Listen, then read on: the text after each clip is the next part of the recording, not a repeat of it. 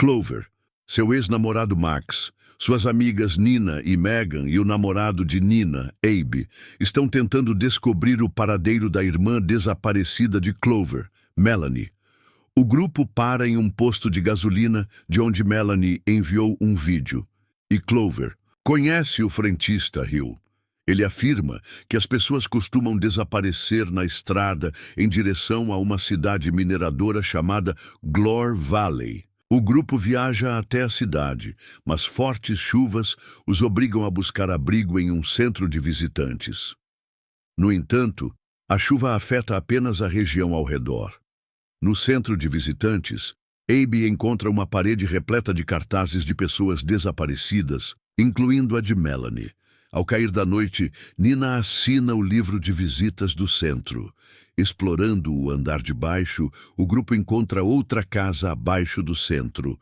Um agressor mascarado, empunhando uma picareta, ataca repentinamente e mata todos. O grupo acorda na primeira noite com uma nova assinatura no livro de visitas e seus cartazes de pessoas desaparecidas no quadro. Eles percebem que a noite está se repetindo, indicada por uma ampulheta na sala principal. De repente, as luzes se apagam, revelando uma casa em ruínas em frente ao centro. Megan é possuída e morta por uma força sobrenatural que arrasta Clover para dentro da casa, onde ela conhece um idoso morador de Glore Valley que a possui, dizendo que ela pode sobreviver à noite ou se tornar parte dela. Abe tenta fugir com Nina, mas eles encontram um monstro gigante do lado de fora do centro e, após se virarem, são assassinados pelo agressor mascarado. Possuída, Clover mata Max antes de ser atropelada e morrer. A noite começa de novo quando o grupo percebe que está em um loop temporal com apenas 13 mortes antes de desaparecerem como os outros visitantes. Eles se barricam no banheiro e bebem água da torneira, o que os faz explodir. O grupo morre, e enquanto Clover perece, ela vê Hill, que revela seu envolvimento e a incentiva a continuar andando. Começando a noite novamente, Clover jura descobrir a verdade sobre Hill e Melanie. Surge uma discussão entre o grupo e Nina, que, irritada com a tentativa de Abe de abandoná-los, esfaqueia Abe com uma picareta. Enquanto Clover, Max e Megan exploram a floresta, Abe e Nina são assassinados pelo agressor mascarado. Os três são atacados por Wendigos, resultando na morte de Megan. Clover e Max encontram Melanie, que agora se transformou em um Wendigo. De coração partido, Clover diz a Max para matá-la, para que eles possam começar a noite novamente e aprender mais. Max corta a garganta dela e então bebe um pouco da água, o que o faz explodir enquanto xinga Melanie.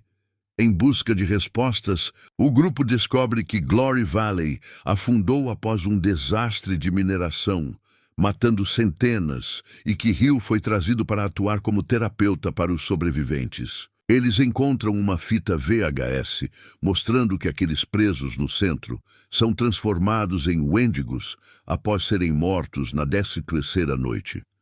O grupo tenta encontrar Hill e passa por várias noites sendo assassinados repetidamente por várias criaturas. Um flashback mostra Melanie deixando Clover após a morte de sua mãe e após uma discussão que ainda assombra Clover. Ela acorda na 13ª noite, onde os corpos do grupo começam a se deteriorar em Wendigos. Megan também está desaparecida, e o grupo descobre que ela sobreviveu a uma noite e seguiu Hill por um conjunto de túneis. Prontos para confrontar Hill, o grupo segue o rastro de Megan, afastando os Wendigos. O agressor mascarado os embosca, e Clover se separa dos outros para rastrear Hill. Após um confronto com Melanie, onde Clover é forçada a matar sua irmã, ela se encontra no sanatório, onde Megan está presa em um quarto com um Wendigo.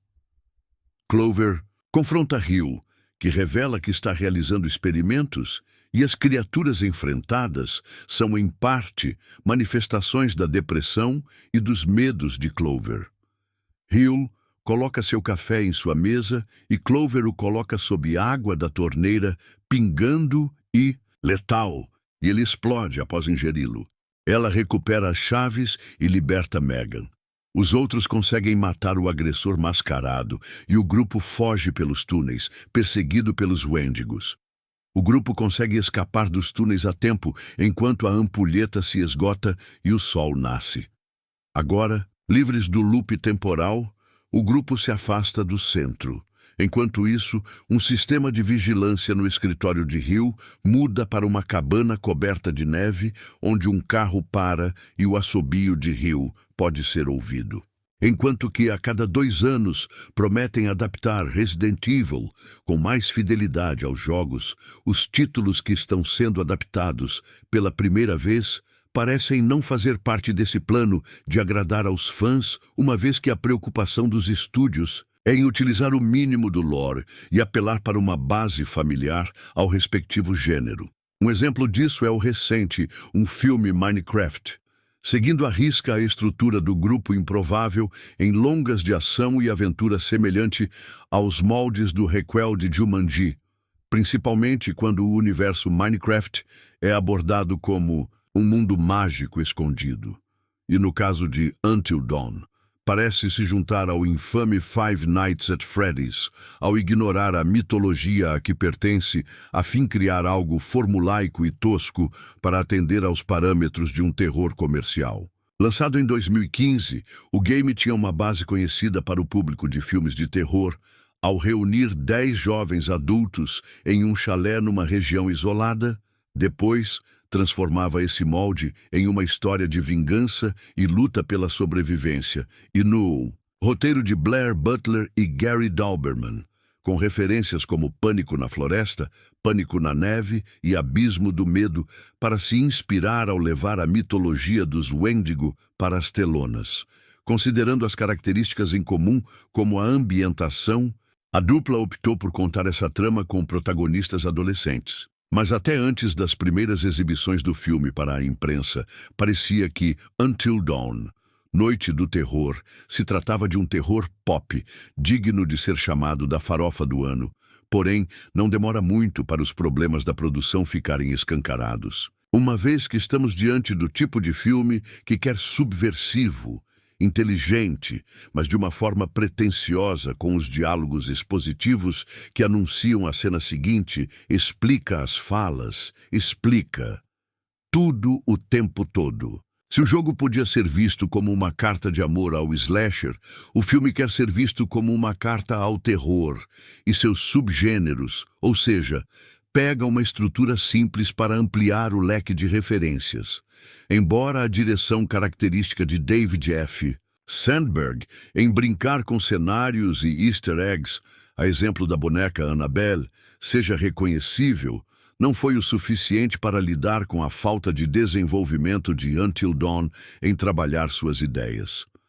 Sem mais nem menos, o longa inicia com muita pretensão de que há um conceito bem elaborado, pronto para ser mostrado para o público, e ao contrário de termos escolhas simples para apresentar a adaptação, a impressão é que a dupla de roteiristas foi selecionando arquétipos do terror, mesmo que isso não tivesse sentido no final. De início, o filme quer fazer acenos ao slasher, como o grupo de amigos viajando de carro que fazem uma parada na beira da estrada e têm um encontro com alguém esquisito. Em seguida, se parece com algo extraído de além da imaginação, mas nada aqui é minimamente desenvolvido.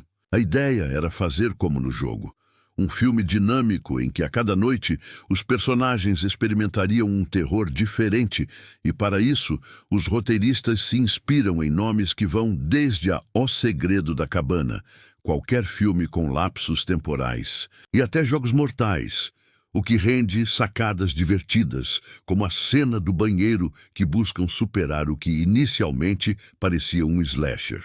Embora o elenco estejam à vontade, assim como a trama, Os personagens não são desenvolvidos e ficam alheios numa estrutura de acontecimentos desconexos que inegavelmente soam divertidos quando entramos no looping de armadilhas toda vez que a partida é reiniciada. Mas um olhar mais atento vai notar que, ainda que Until Dawn preste algum tipo de homenagem, não há senso de urgência ou o que se importar quando o filme está apenas reproduzindo tropos do gênero de maneira automática e imediatista. E, de quebra, leva ao pé da letra o até o amanhecer do título. Quando a maior parte das cenas são mal iluminadas, seria o Sandberg homenageando seu filme. Quando as luzes se apagam, do slasher ao sobrenatural, até o found footage consegue ser utilizado no filme. E talvez, se não tivesse adaptando um jogo famoso por homenagear o terror e seus subgêneros em uma história fechada, poderia ser visto como paródia mal-sucedida do gênero, uma vez que a dupla de roteiristas fez tantas mudanças em relação à mitologia original, que chegou a um resultado sem sentido. Mas, além de ser uma produção condenada à comparação, falha como um filme ao esquecer o que fazia com a própria proposta. E só o tempo dirá se teremos um efeito Resident Evil.